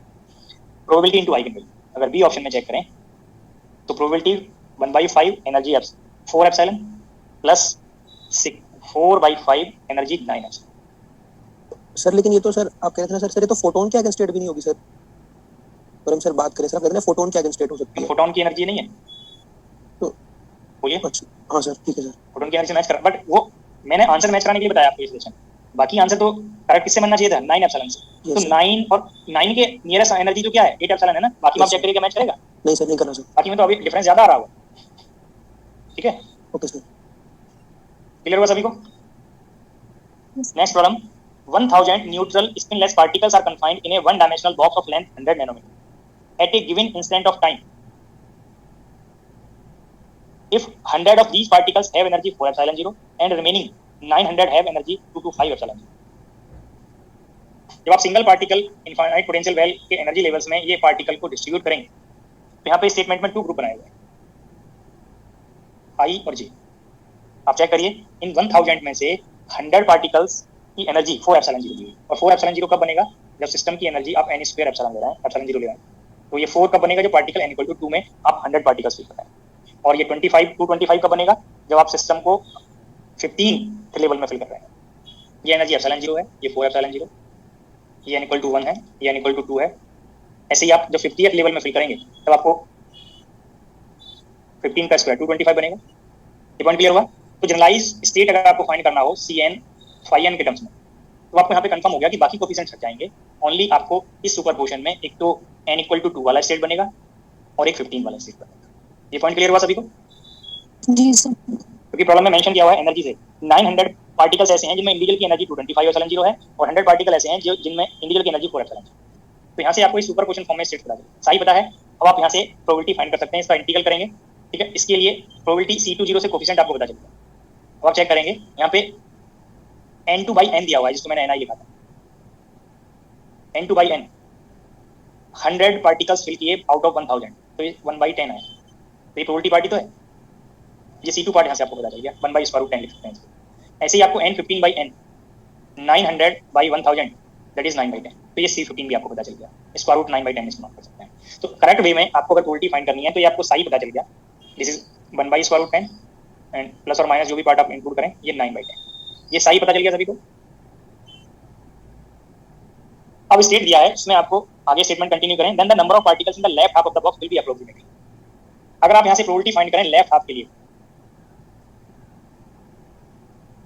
लेफ्ट हाफ के लिए प्रोबेबिलिटी फाइंड कर लें, तो number of particle left half में डिस्ट्रीब्यूट करने के लिए आपको रिक्वायर्ड प्रोबेबिलिटी चाहिए। यहाँ पे भी आप चेक करें, ये आपने जब n2 कैलकुलेट किया तो ये सेकंड स्टेट की प्रोबेबिलिटी में नंबर ऑफ पार्टिकल मल्टीप्लाई करा, n15 फाइंड किया तो total number of particle 15th state की प्रोबेबिलिटी मल्टीप्लाई कराएं। तो ऐसे लेफ्ट हाफ में पार्टिकल का नंबर फाइंड करने के लिए आपको total number of particles find करना को मल्टीप्लाई करना है लेफ्ट हाफ की प्रोबेबिलिटी में। ये पॉइंट सभी को क्लियर हुआ? साई पता है, साई स्टार करके इंटीग्रल सॉल्व करके प्रोबेबिलिटी को फाइंड कर सकते हैं। एक कंसेप्चुअल अप्रोच पे जाएं, 0 to L/2। देखो यहाँ सुपर पोजीशन है, वो कंफर्म कर लेंगे, बट इंटीग्रल स्टेट में मैंने लेफ्ट हाफ की प्रोबेबिलिटी आपको बताया हुआ है। लेफ्ट हाफ के लिए हाफ बताया था, बोलिए। Yes. तो ये 500 पार्टिकल्स आ गए। सेकंड ऑप्शन करते हैं। नेक्स्ट प्रॉब्लम बताइए। 46 2 page number 46, problem number 2। The wave function psi of a quantum mechanical system described by Hamiltonian H can be written as a linear combination of phi1, phi2, which are eigenfunction of H with eigenvalue e1 and e2 respectively. At time t equal to 0, the system is prepared in state psi 0, 4 by 5 phi1 plus 3 by 5 phi2, and then allowed to evolve with time. The wave function at time t is equal to h by 2 e1 minus e2 will accurate to within a phase. ये time पे जाइए तो आपको मैंने एक form बताया था, pi H cross by difference of energy of two successive states energy. ये रिकॉल हो रहा है? Yes, sir. इस टाइम पे सुपरपोजिशन ऑफ स्टेट में, टू स्टेट के सुपरपोजिशन में आप अगर ये वैल्यू को कंपेयर करेंगे तो ये ऑर्थोगोनलिटी शो करता है। ये आपको बताया हुआ है। At this time psi will be orthogonal to psi 0। Recall हो रहा है सभी को? Yes, sir. psi t will orthogonal to initial state, ये आपको पहले बताया हुआ। तो यहाँ से आपको psi t ऑप्शन में दिया हुआ है, ये टाइम के कॉरस्पॉन्डिंग आपको वेव फंक्शन ऑप्शन में दिया हुआ है psi t, और इनिशियल स्टेट psi 0 आपको स्टेटमेंट में दिया हुआ है। तो वो स्टेट करेक्ट होगा जिसके लिए ब्रैकेट 0 हो जाए। इट मीन जिसके कोफिशिएंट्स के प्रोडक्ट आपस में कैंसिल आउट हो जाए। तो आप यही चेक कर लीजिए, इसके कोफिशिएंट से ये वैल्यू 0 बनना है। इसके कोफिशिएंट्स नोन है, और psi t वाले coefficient c1 phi1 plus c2 phi2 मैंने नोट कर लिए। तो जो टर्म आपको मैंने यहाँ पे नोट किया, अगर आप कोफिशिएंट्स को चेक करें तो ऑल कोफिशिएंट्स रियल दिए हुए हैं। तो 4 by 5 c1 plus 3 by 5 c2, ये टर्म 0 बनना चाहिए। आप चेक कर लीजिए, Last option. F ऑप्शन में मैच करता है। नेक्स्ट प्रॉब्लम नंबर बोलेंगे। सर इसमें एक लाइन लिखी है sir, express to within a phase. इससे जैसे ये है कि ये जैसे माइनस एनर्जी आ रहा है, जी सर। ठीक है। ये जो कोफिशिएंट्स मैंने लिए हैं, जैसे एक्सपोनेंशियल फैक्टर को आप कंपेयर करेंगे तो एक्सपोनेंशियल में प्लस माइनस आई समथिंग फैक्टर बताया था। तो मैंने टाइम को पॉजिटिव करने के लिए डिफरेंस को मैंने यहाँ पे पॉजिटिव मान लिया, जो मेंशन नहीं है। ऐसा हो सकता है कि जो कोफिशिएंट मैंने c1 लिखा है, जो वैल्यू मैंने 4/5 लिया है, कहीं एक्सपोनेंशियल में i5 कंट्रीब्यूट ले सकता है फेज फैक्टर वाले पार्ट। क्लियर हुआ है नहीं? जैसे कहीं पे i आ जाए साथ में, यस सर, ओके। कहीं पे माइनस i आ जाए, वो फैक्टर को आपको यहाँ पे क्लियर नहीं करना। ठीक है। Next problem number 45 problem number 15 16 45, problem number 15 and 16। Problem number 15 के लिए यहाँ पे आप कंपेयर करें तो एक मैंने डबल साइज के लिए और 4 टाइम साइज के लिए प्रॉब्लम मैंने डिस्कस किया हुआ है। सिमिलर अप्रोच आपको यहाँ पे अप्लाई करना है। Consider a quantum particle in one dimensional box of length L. The coordinate of the left most wall of the box is at x equal to 0 and that of right most wall is at x equal to L. The particle is in the ground state at t equal to 0. t equal to 0 पे wave function आपको यहाँ पे given है कि ground state है। Square root 2 by L sin pi x by L within the well. Outside the well this is 0.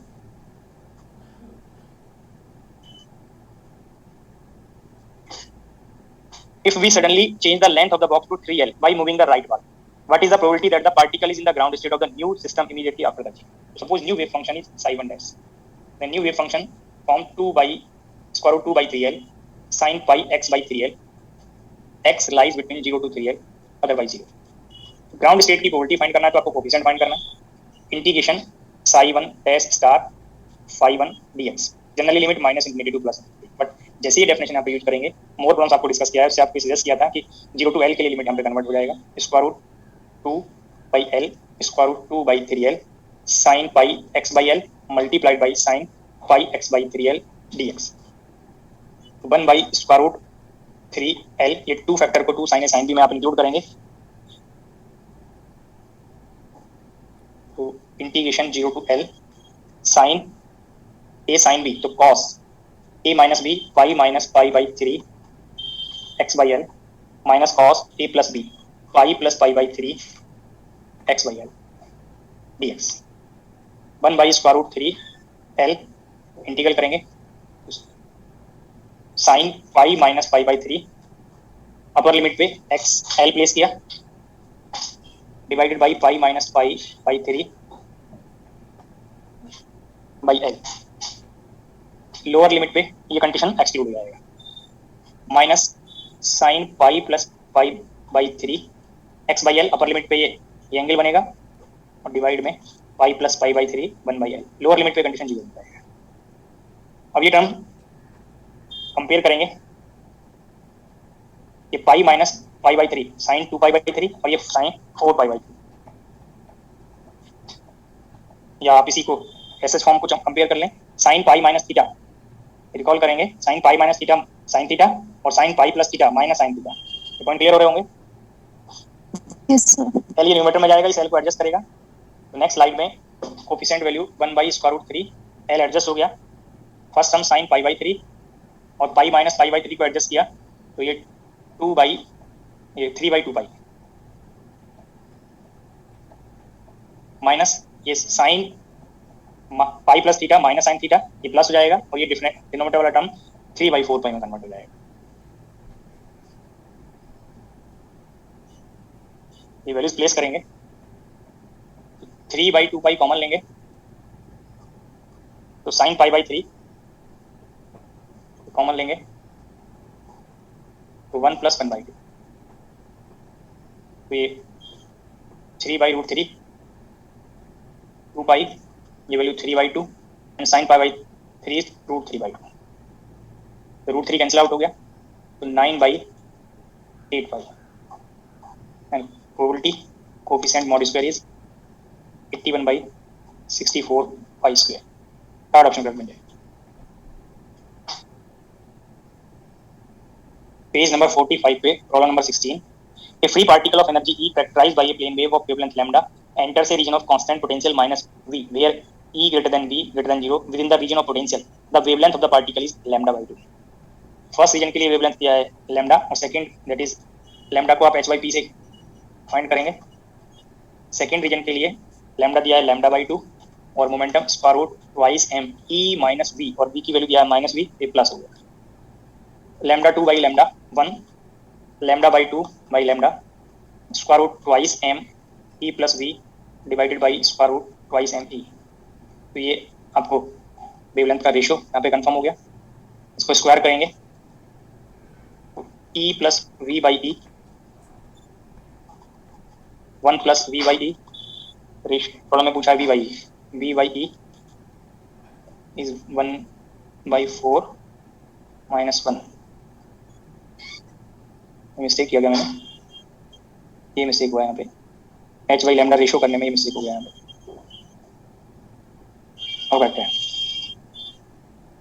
e by e plus b, इसको invert किया तो ये 4 और ये e बाई v e plus v by e, इसको simplify करेंगे 1 plus v by e then v by e 3, third option कर लेंगे।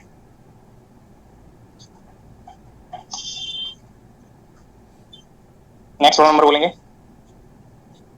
6 and 7 46 and 7,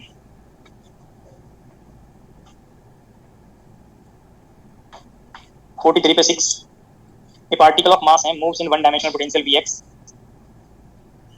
which vanishes at infinity as x tends to infinity Vx tends to 0, the exact ground state eigen function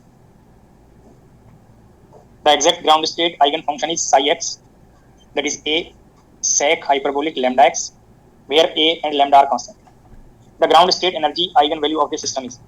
आपको ground state energy find करना है और statement में condition दिया हुआ है। आप श्रोडिंगर इक्वेशन यूज करेंगे minus H cross square by twice m d2 by dx square of psi x plus v x psi x is equal to E psi x. तो इस वेव फंक्शन का double derivative आपको करना है minus H cross square by twice m d by d x. First order derivative करेंगे तो ये constant है, सेक हाइपरबोलिक का जब डिफरेंशियल करेंगे तो minus sec hyperbolic lambda x tan hyperbolic lambda x और आर्ग्यूमेंट का डिफरेंशियल किया तो lambda multiply v x psi x is equal to E psi x. फिर से डिफरेंशियल किया minus H cross square by twice m d two by d x d by d x.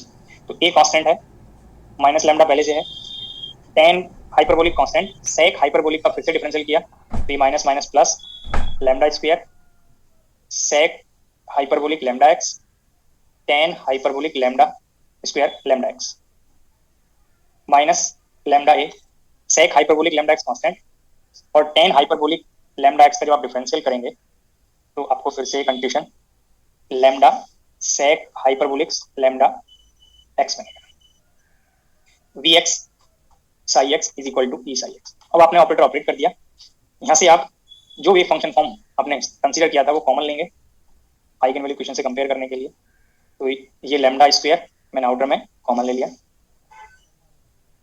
Tan hyperbolic square lambda x minus ये cube बनेगा यहाँ पे, और जब common लेंगे आप यहाँ से टोटल पार्ट से psi x that is sec hyperbolic square sec hyperbolic lambda x, ये टर्म कॉमन लेंगे तो यहाँ से ये टर्म कॉमन आ गया और यहाँ से जब वन पावर कॉमन लिया तो ये minus sec hyperbolic square lambda x ये पार्ट बनेगा और इसको मैं फिर से साई एक्स नोट कर सकता हूँ।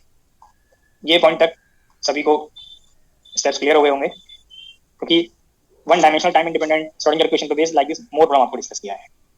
अब पहले पोटेंशियल के डेफिनेशन के लिए पोटेंशियल का फॉर्म फाइंड करने के लिए स्टेप फॉलो करते थे कि साई का कोएफिशिएंट राइट साइड में आइगन वैल्यू है तो लेफ्ट साइड में भी आइगन वैल्यू बनेगा और आइगन वैल्यू के लिए इसको पोजीशन से इंडिपेंडेंट करने के लिए जीरो करके रिजल्ट फाइंड कर दिया। बट यहाँ पे आपकी बारी आइगन एनर्जी फाइंड करना है। अगर आप करेक्ट वे फाइंड करें तो जब तक पोटेंशियल नोन ना हो तब तक आप ये एनर्जी को फाइंड नहीं कर सकते, बट इसको ईजी वे में फाइंड करने के लिए कंडीशन दिया है।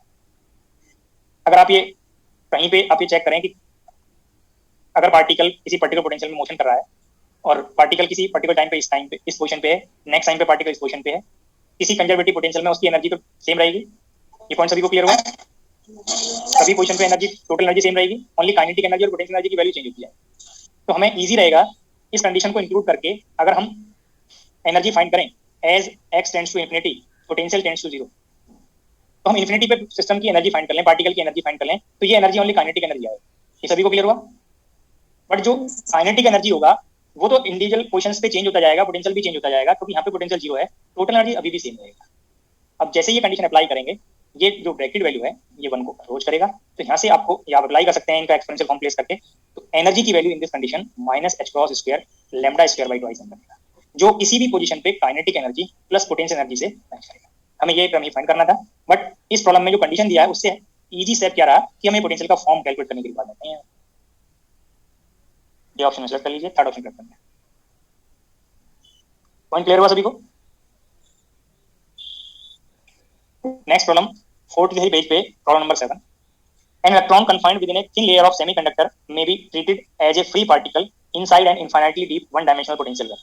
If the difference in energies between first and the second energy level for infinite potential well, यहाँ पे thin layer का तो one dimensional part mention किया हुआ है और successive energy level difference जो आपको यहाँ पे first and second energy level का डिफरेंस फाइंड करना है, तो सेकंड के लिए 2 और ये फर्स्ट के लिए 1, चाहे तो एनर्जी एक्सप्रेशन 4 - 1 उसमें आप प्लेस करके फाइंड कर लें। ये आपको ये पहले रिजल्ट बताया हुआ है कि 2n + 1 टाइम्स बनता है, आप यहाँ से चेक कर सकते हैं। तो ये 3 pi square h cross square by 2i ml square बनेगा और ये एनर्जी डिफरेंस का नोटेशन प्रॉब्लम में डेल्टा ही दिया हुआ है।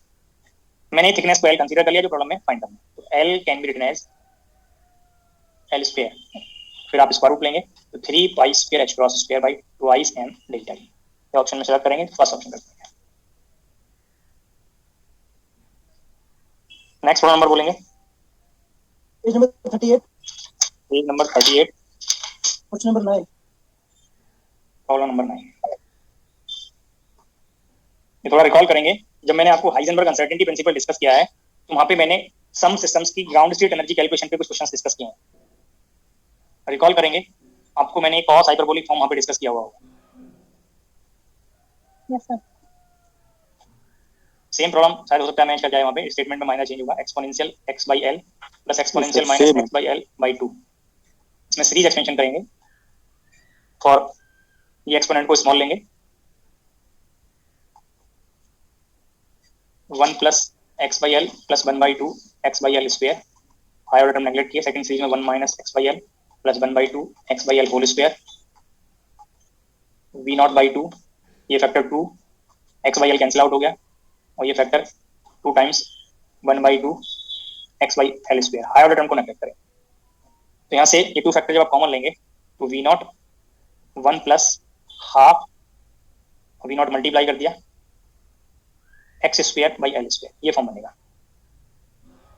तो ये टर्म कांस्टेंट है। यहाँ से आपने हैमिल्टोनियन फाइंड कर लिया for linear harmonic oscillator dependency 1 by 2 v naught by l square x square plus v naught, ये टर्म की energy half h cross omega, तो हाफ h क्रॉस पर ओमेगा फाइंड करेंगे तो square root k by m से आप find करेंगे। अभी कंपेयर कर लीजिए, h cross by 2 square root से आउटर में l बनेगा, ये v नॉट बाई m। तो लास्ट ऑप्शन कर देंगे और बताएंगे 35 पे 30 35 पे 30 एंड 32 35 पे 30 भी आप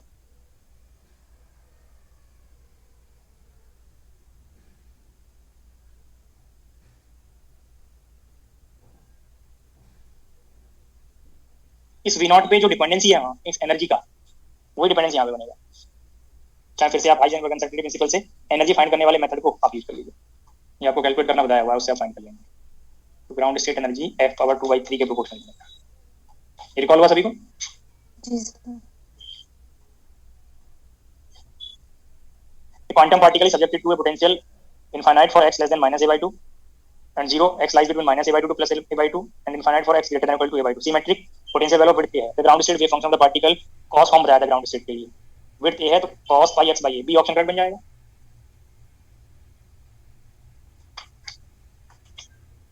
नेक्स्ट प्रॉब्लम बताएंगे 34 28 34 पे 28 34, ये तो शायद डिस्कस हो गया है। हो गया यस सर। हो गया सर ये।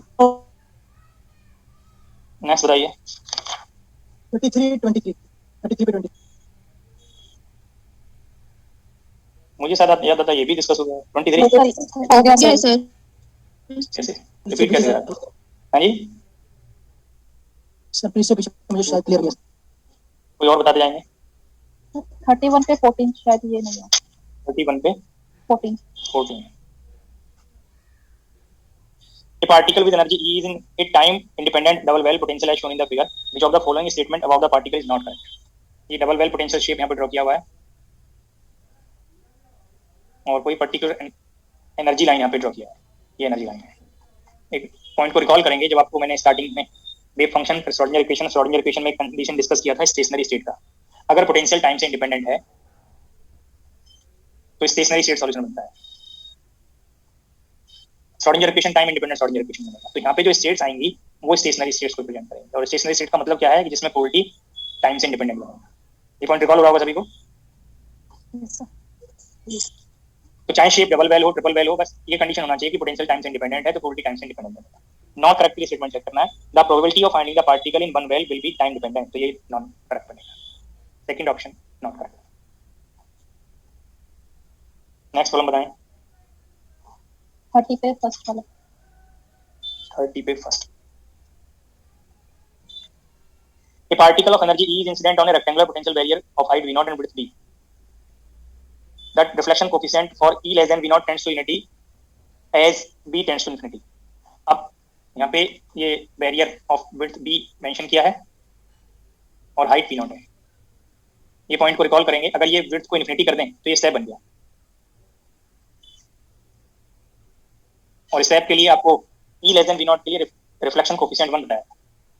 ये रिकॉल हो रहा है सभी को? फर्स्ट ऑप्शन करेक्ट है। और थोड़ा और रिकॉल करेंगे, मैंने इस बैरियर के लिए ट्रांसमिशन कोफिशिएंट के लिए कुछ एक्सप्रेशन बताया था, E ग्रेटर देन V0 के लिए साइन फॉर्म में और E लेस देन V0 के लिए साइन हाइपरबोलिक फॉर्म में। ये पॉइंट भी रिकॉल हो रहा है?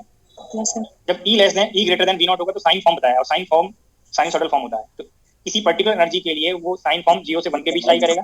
तो ट्रांसमिशन कोफिशिएंट की जो वैल्यू है वो सम एनर्जीज के लिए 0 बन जाएगी। क्लियर होगा?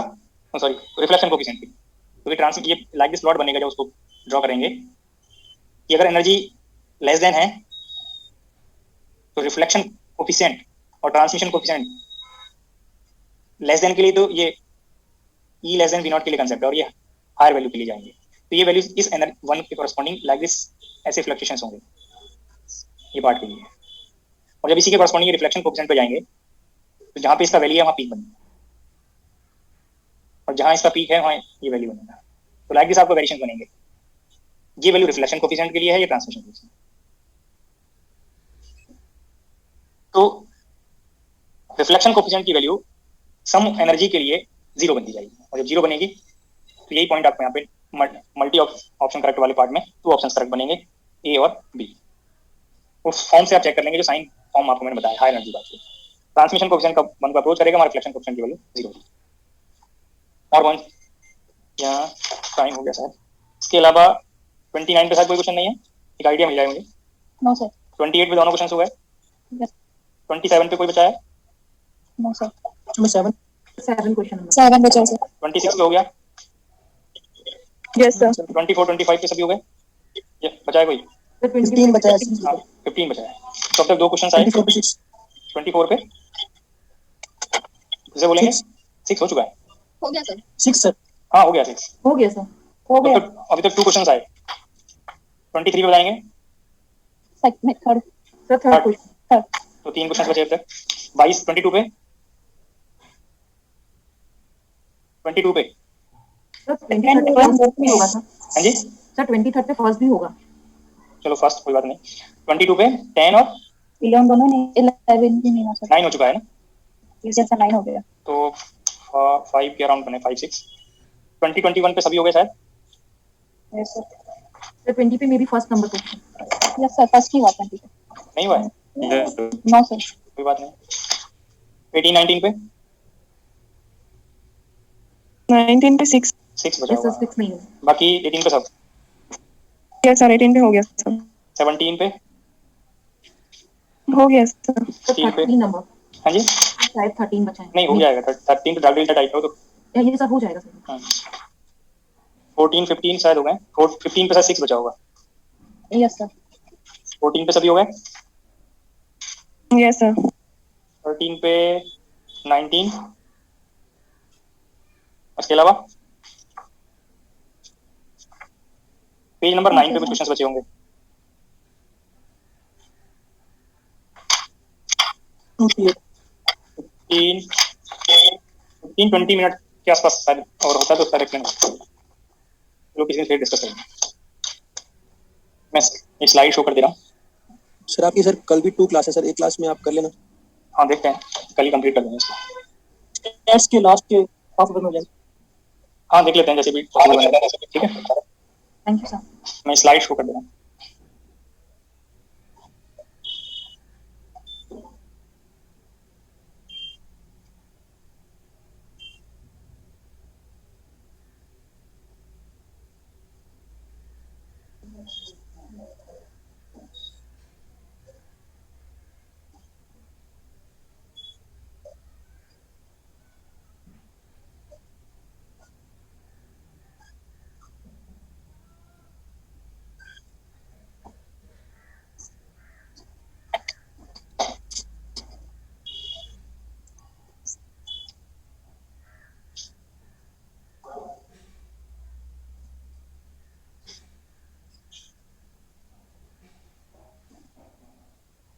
सर सेकंड स्लाइड शो करना।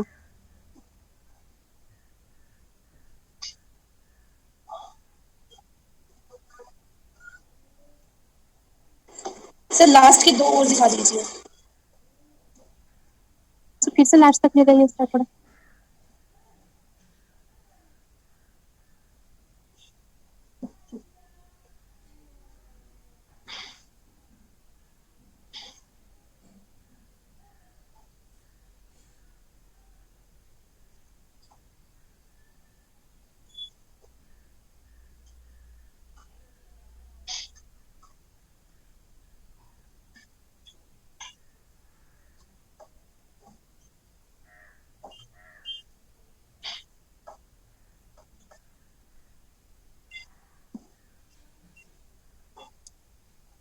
सर एक मिनट, वो जो E equal to H equal to P square by 2m sir वो 21 में स्लाइड में। इसमें हाँ सर, इसमें जो H equal to P square by 2m plus half B0 L square x square, इससे कैसे sir half of H plus B0 by ML square ले पुराना लिया। सिलेबस भूल जाता है। हार्मोनिक ऑसिलेटर की एंगुलर फ्रीक्वेंसी को कंपेयर करना है। अगर हाफ के एक्स स्क्वायर है तो एंगुलर फ्रीक्वेंसी क्या होता है, square root k by M.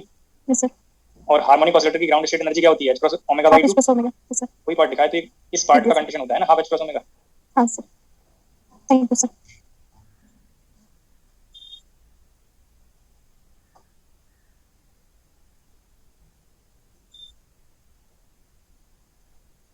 मैं एग्जिट करता हूँ।